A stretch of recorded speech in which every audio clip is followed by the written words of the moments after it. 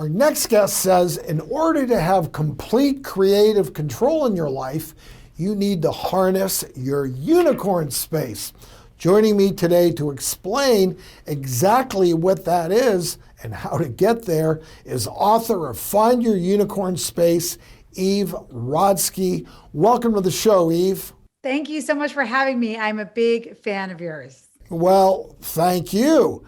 So let's jump right into it. What does it mean to find your unicorn space?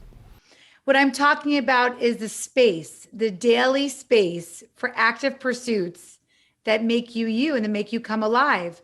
And so often we do not prioritize those pursuits because we prioritize our roles as parents and our partners and our professionals, and we really leave ourselves behind.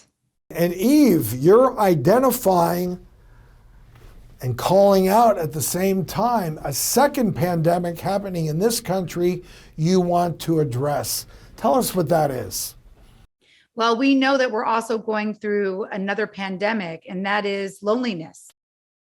And it's so interesting because a lot of people associate creativity with locking themselves in a studio and a paintbrush. But actually, creativity is an incredibly connected life. I interviewed people like a stay-at-home mom who decided to become a race car driver, and now she's in a race car driver community.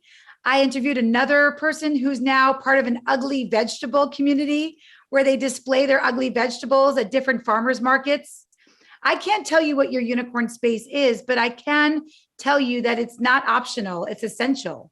Dr. O, I'm here to tell you that really the antidote to burnout is being interested in our own lives. All right, we need a little help here. So to carve out our unicorn space, you say we need to embrace the rules of permission. So what's the first one?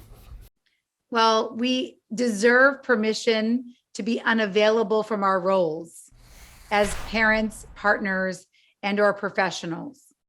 And the way we do that is I will ask your audience if one time a week, just one time a week, you say to yourself, what is the most important thing I'm doing today? And make that outside of your roles. Sort of time to check out a little bit. Absolutely. And to check in with yourself. Love it. Make an appointment to check in with yourself. So what's the second rule of permission? We really deserve permission to burn guilt and shame.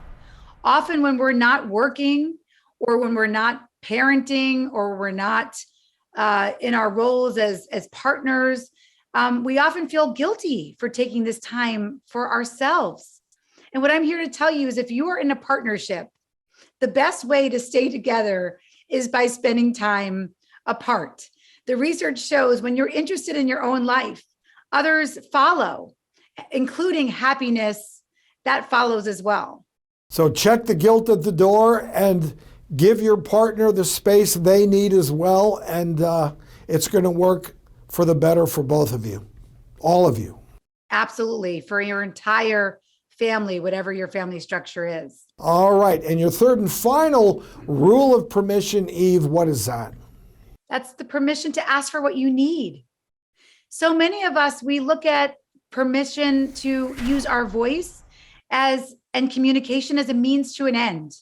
In my research, many people said to me that communicating meant I have to ask my boss for time off, or I need to tell my partner to take our kid to carpool, to sports practice. And the problem with looking at communication as a means to an end is that we don't recognize what it really is. Communication is our most important practice. Imagine saying to ourselves that we're going to exercise once and be fit for life. A lot of people say, well, I communicated that once and now everybody should know what I need. It doesn't work that way. We have to make communication our most important practice. Very insightful stuff, Eve. Thank you so much for sharing all of your research and great tips for a better way to make yourself a priority. I think we all need to do that now more than ever. Thank you so much, Eve.